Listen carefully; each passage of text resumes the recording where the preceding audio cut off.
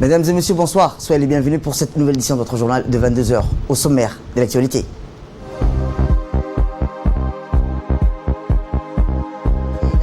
Réunion de proximité avec les représentants de la région de l'Unité.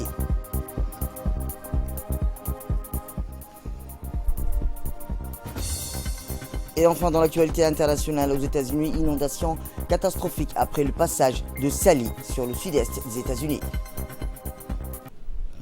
C'était les titres. Merci si vous nous rejoignez. Message de félicitations du président de la République au nouveau Premier ministre du Japon. Le président de la République, son Excellence Ismaël Omar Guelleh, a souhaité aujourd'hui succès et réussite au nouveau Premier ministre japonais, M. Yoshihide Suga, élu hier. Dans un télégramme de félicitations transmis au nouveau chef du gouvernement japonais, le président Guelleh a salué une victoire éclatante, gage d'adhésion massive des Japonais autour du leadership politique, M. Yoshihide Suga. Votre connaissance parfaite des dossiers de votre pays et le pragmatisme politique qui vous caractérise vous serviront de précieux appuis pour conduire la nation amie japonaise vers davantage de progrès et de prospérité et d'épanouissement, a écrit en substance le chef de l'État. La République de Djibouti est en partage une longue relation d'amitié et de coopération ainsi que de partenariat stratégique avec l'État du Japon. C'est par ailleurs réjoui le président de la République qui a également fait d'état son message de la disponibilité du gouvernement et du peuple de Djibouti à œuvrer au raffermissement de ces liens déjà à privilégier. Autre actualité nationale, je vous le dis dans le titre, une délégation conduite par le président de l'Assemblée nationale, M. Mohamed Ali Ahmed, s'est rendue hier après-midi dans la région de Dikil. Cette délégation était composée de plusieurs membres du gouvernement, à savoir le ministre du budget, Abdelkarim Adencher, celui de l'environnement et natif de la région de Dikil, Mohamed Moussa Abdelkader Helem, celui de la décentralisation, Aramis, le sultan de Gobat, Habib Boko, le directeur général de la radio-télévision de Djibouti, Mahmoud Suleiman Khaled, de plusieurs hauts cadres de l'administration publique. Arrivée sur place, la délégation s'est entretenue avec les notables et locaux de la région de Dikil. Plusieurs thèmes axés sur le développement socio-économique et les problèmes d'actualité de la région de Dikil ont été au menu des discussions entre la délégation conduite par le président de l'Assemblée nationale et les autorités ainsi que les représentants de la région de l'Unité. Le préfet de la région et le président du conseil régional ont tour à tour souhaité d'abord la bienvenue à la délégation conduite par M. Mohamed Ali Ahmed, président de l'Assemblée nationale. Après un mot de bienvenue, le préfet de la région et le président du conseil régional ont ensemble tracé les avancées majeures des développements que la région de Dikil a connus ces dernières années, notamment dans l'industrie agro-pastorale, entre autres.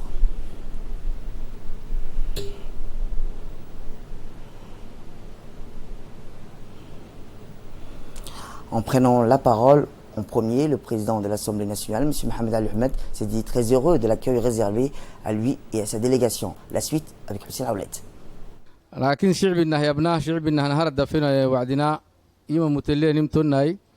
Dans un mot d'introduction, le président de l'Assemblée nationale, Mohamed Ali Ahmed, qui dirige la délégation dans la région de Dikil, a précisé que chacun a un rôle bien défini. Le gouvernement exécute le projet de développement et le Parlement est chargé de faire le suivi et l'évaluation et le cas échéant de faire le plaidoyer pour accélérer les projets. Nous savons que les membres du gouvernement et le parlementaire ont engagé une discussion de proximité avec les représentants de la population. C'est un atout et un bon début. La réunion de proximité organisée à Dikil est très importante pour la réussite des programmes de développement qui a pour objectif l'amélioration des vies de nos concitoyens. Nous sommes aussi conscients que la population doit participer à l'élaboration des programmes de développement en leur faveur et nous devons aussi prendre en considération les points de vue et propositions des sages. Le président de l'Assemblée nationale, Mohamed Ali Ahmed, a félicité les ministres originaires de la région pour tous les efforts fournis afin de trouver des solutions en concertation avec la population locale. Enfin, le président de l'Assemblée nationale, Mohamed Ali Ahmed, a promis que les rencontres de proximité avec les représentants de la population seront pérennisées à l'avenir et il a remercié la population pour la qualité de l'accueil. Après les remerciements à la population pour son accueil chaleureux, le ministre du Budget a indiqué que cet entretien élargi à la population rentrait dans le cadre des consultations permanentes des autorités politiques du pays avec les populations des régions. C'est en marge du lancement du projet de centralisation budgétaire jeudi matin, a-t-il dit le ministre du Budget, que nous avons avancé notre visite afin de pouvoir rencontrer la population et de faire un tour d'horizon de la situation dans la région de Dikil. Je peux vous dire, a indiqué M. Abdoukarim Arancher, que la décentralisation budgétaire que nous avons ajouté des annexes au budget 2020 destinées aux régions. Le ministre du Budget a ajouté que les recettes de Dikil sont déjà collectées ici et réemployées aux besoins de la région selon le budget alloué. Bien, a-t-il dit, il y a des contributions de différents organismes internationaux tels que l'Union européenne, mais il faut d'abord compter sur nous-mêmes et agir avec nos propres moyens, a-t-il rajouté.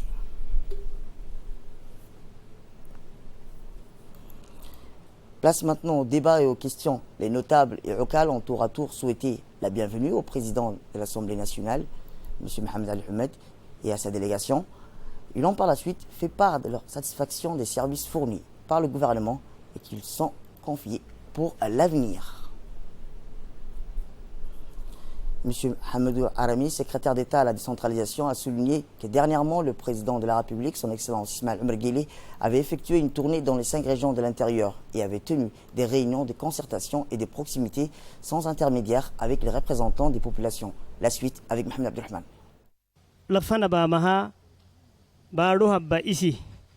Dernièrement, le président de la République, M. Ismaël Omar Guelleh, avait effectué une tournée dans les 5 régions de l'intérieur et avait tenu des réunions de concertation directe avec les représentants des populations. Suite à cette tournée, il avait donné des instructions fermes à tous les membres du gouvernement pour une réponse rapide et efficace aux doléances soulevées dans les régions. Le gouvernement est chargé de l'exécution et les parlementaires sont chargés de contrôler et suivre l'action du gouvernement. Concernant la décentralisation, nous allons lancer un grand projet destiné à l'ensemble des 5 régions en collaboration avec les élus de chaque région. Tous les acteurs actifs, que ce soit les préfets et les notables, les jeunes doivent accompagner l'élaboration et l'exécution de ce grand projet qui va durer 5 ans. Le projet comporte plusieurs volets dans le secteur de développement de base comme la santé et l'éducation, l'amélioration de l'accès à l'eau, la formation et la lutte contre la pauvreté. La population des régions va participer à toutes les étapes du projet afin de garantir son succès. C'est l'objectif du processus politique de la décentralisation mise en œuvre par le président de la République pour renforcer la participation des régions. Enfin, je remercie la population pour l'accueil réservé à la délégation mixte Parlement-Gouvernement. Conduite par le président de l'Assemblée nationale, M. Mohamed Ali Houmed, a lancé le projet de centralisation budgétaire où vous le suivrez demain sur nos prochaines éditions. Eh bien, le ministre de l'Environnement a remercié la population pour l'accueil et a déclaré que nous avons pris bonne note des doléances soulevées lors de la réunion. Mohamed Abdelrahman. Je remercie l'ensemble de la population pour cet accueil chaleureux. Nous avons pris bonne note des doléances soulevées lors de la réunion avec les acteurs de la société civile de la région de l'Unité. Lors de la tournée présidentielle, les représentants de la population avaient aussi transmis leurs doléances au président qui avait donné des instructions aux membres du gouvernement pour une réponse rapide à certains problèmes. Une partie des doléances ont été déjà satisfaites et le reste est en cours de réalisation. À ce sujet, je dois souligner que toutes les doléances transmises à Yuboki ont trouvé une réponse rapide et nous remercions le président de la République pour son concours. Concernant les évacuations sanitaires de Dikil vers l'hôpital d'Ali Sabihi, le président a donné des instructions au ministère de la Santé pour organiser le suivi et le rapatriement en cas de nécessité. Par ailleurs, le lancement d'un nouveau projet qui sera mis en œuvre à Cheikhitou qui va durer 5 ans avec le soutien du Fonds de l'environnement. Il s'agit d'un projet qui va créer des opportunités d'emploi pour les jeunes avec pour objectif la protection de l'environnement et l'adaptation au changement climatique. Ce projet comporte aussi la création des périmètres agricoles pour améliorer l'alimentation, la réalisation des forages et des retenues d'eau pour améliorer l'accès à l'eau. Ce projet sera mis en œuvre à Cheikhitou et à Abaitou et aura des retombées positives pour toute la région. Eh bien, répondant aux questions posées par la population au cours de cette entrevue avec les représentants de la société, hier à Dikil, le ministre du Budget Abdoukarim Al-Ansher a répondu sur les questions portant sur les logements de l'État. La suite avec Hussein Aoulet.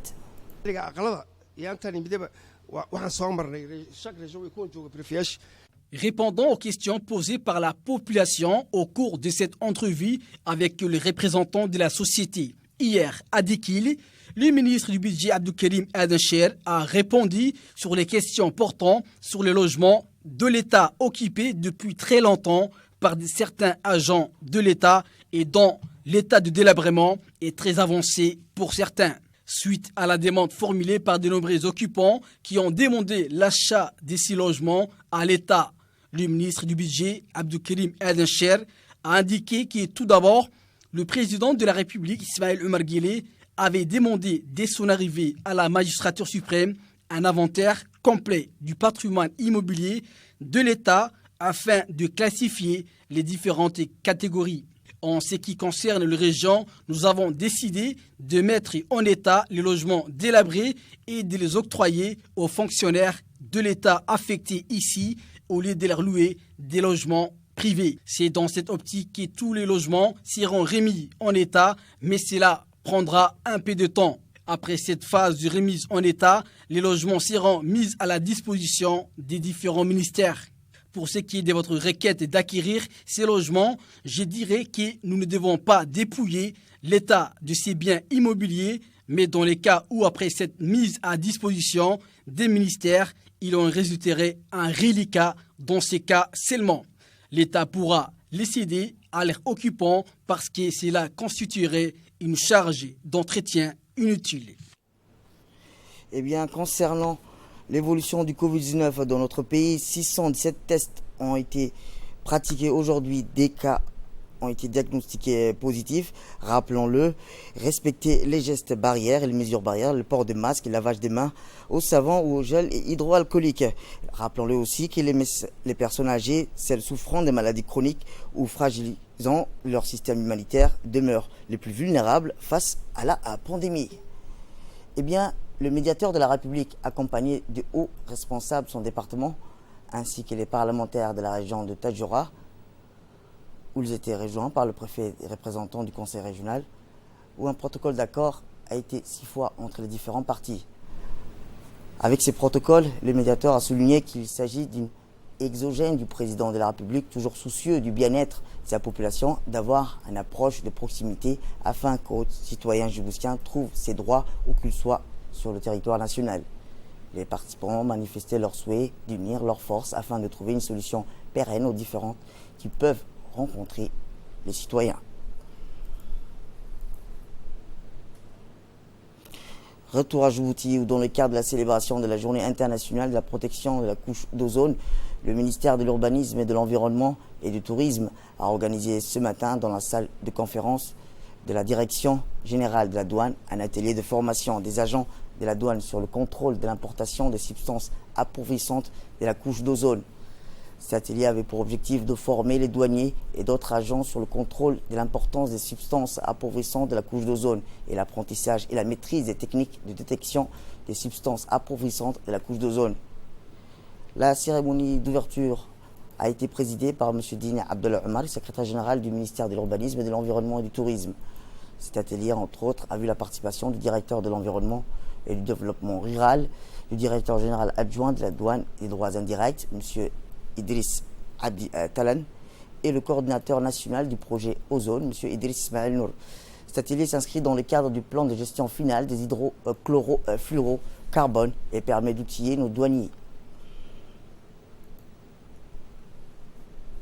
Du protocole de Montréal en 1987. Dans les années 80, les scientifiques ont remarqué l'existence d'un trou dans la couche d'ozone. Et ce trou laissait passer des rayonnements ultraviolets qui est très nocif pour la santé et pour l'environnement. Afin de lutter contre la dégradation de la couche d'ozone, la communauté internationale a adopté le protocole de Montréal qui oblige tous les pays signataires à mettre en place un programme de la protection de la couche d'ozone. Djibouti fait partie des pays qui ont ratifié ce protocole depuis 1999. Et dans le cadre de la mise en œuvre de ce protocole, Djibouti a entrepris plusieurs activités, notamment la formation des douaniers, la formation des techniciens du froid, la distribution des matériels de stockage des SAO, la distribution du matériel d'identification des SAO pour les douaniers, des ateliers de sensibilisation, etc.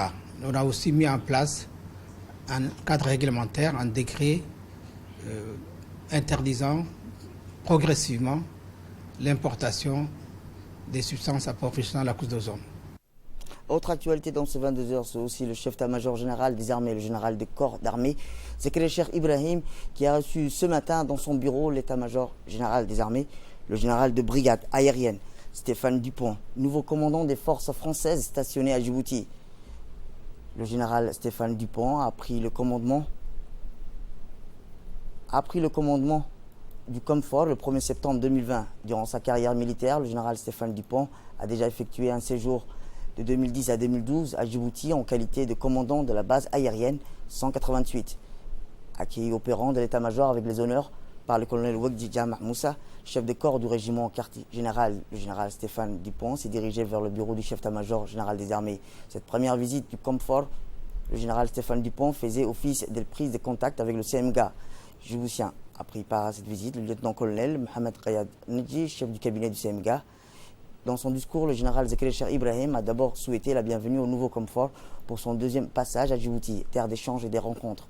Le CMGA a souligné les liens forts exceptionnels entre Djibouti et la France, plus particulièrement dans le domaine militaire, qui doivent être davantage renforcés dans l'intérêt commun de nos deux pays. Le CMGA djiboutien a assuré au général Stéphane Dupont de son soutien absolu et celui de son état-major dans l'accomplissement de sa mission. De son côté, le général Stéphane Dupont a remercié l'accueil chaleureux réservé à son égard. Le nouveau Comfort s'est engagé à œuvrer davantage pour affermir, consolider et élargir ses liens de coopération. Cette première visite à Tilly de contact s'est terminée par la traditionnelle photo de famille. Direction Balbala, où l'élection du président de la commune de Balbala s'est tenue ce matin à la sous-préfecture du 5e arrondissement, conformément à la législation en vigueur. Deux candidats étaient en lice, à savoir M. Ali Samater Sirid et M. Idriss Bachir Gourah. Les élus de la commune de Balbala se sont mobilisés massivement pour prendre part à cette élection. Cette cérémonie a vu la participation du préfet de la ville de Djibouti, M. Ousmane Billet, d'un huissier de justice, des élus de la commune de Balbala qui ont voté massivement pour leur candidat. Après dépouillage des urnes, le candidat Idriss Bachir Gourah a remporté le vote de 24 voix contre 20 avec 54% de suffrages exprimés et devient ainsi le nouveau président de la commune de Balbala. Encore une fois, la gendarmerie nationale a mis fin au projet malveillant des trafiquants de drogue qui sont pour seul objectif d'inciter notre jeunesse à la débauche et en les initiant à la consommation de stupéfiants. Au passage, c'est faire de l'argent facile. Dans cette optique, les gendarmes de la brigade 6-7 ont monté une opération de transaction surveillée hier visant à interpeller un trafiquant grossiste des produits stupéfiants qui avait l'intention d'installer son business illégal près du collège d'enseignement moyen d'Ambouli.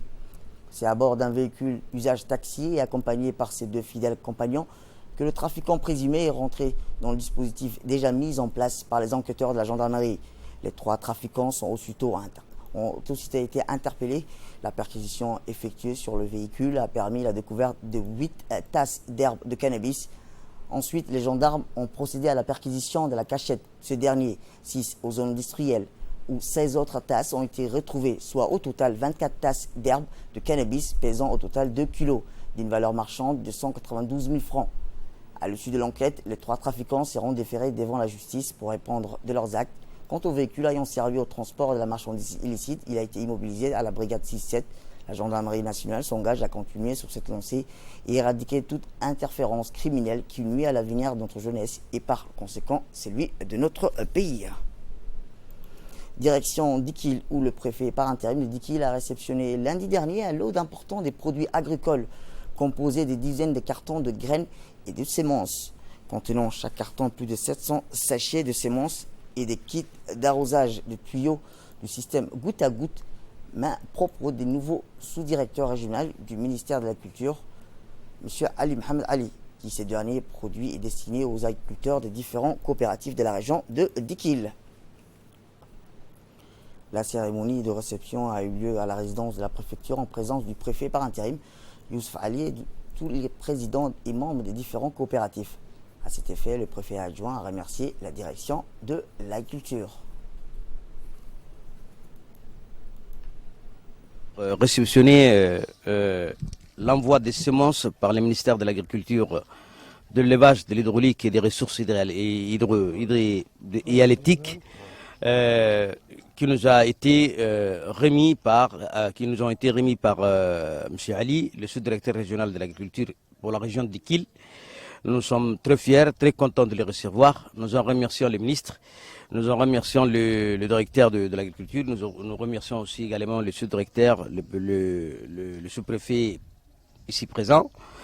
Ça serait une très bonne chose que de recevoir ces semences pour les agricultures, parce que tout simplement, c'est le début de la saison. Tout le travail commence maintenant. Donc, je voudrais sincèrement les remercier au nom de tous les agriculteurs de la région et particulièrement de ceux de Goubad. Merci. Et dans l'actualité internationale, je vous ai dans le titre, aux États-Unis, des inondations catastrophiques, des coupures d'électricité et un mort. C'est le bilan à chaud des autorités américaines après le passage de l'ouragan Sally sur le sud-est des États-Unis. À Pensacola, en Floride, les rues ont été submergées par des pluies torrentielles battues par des vents allant jusqu'à 165 km à l'heure. Au moins 370 personnes ont dû être secourues, bloquées par les montées des eaux. On a retrouvé une famille dans un arbre. Plus de 540 foyers étaient privés de courant en Alabama et en Floride. Et enfin, dans l'actualité internationale, en Afrique du Sud, l'Afrique du Sud a fini de sortir de son confinement et passe au niveau 1 d'alerte sanitaire. Le niveau le plus bas, le président Cyril Ramaphosa l'a annoncé hier lors d'un discours à la nation. Avec quelques 650 000 cas et plus de 15 000 décès, l'Afrique du Sud reste le pays le plus touché du continent, l'Inde le plus touché même au niveau mondial, 8e. Mais le rythme des contaminations a nettement diminué ces dernières semaines. C'est tout pour cette édition. Merci à vous de nous avoir suivis. Restez avec nous, place une autre programme télévisé et bon week-end à vous.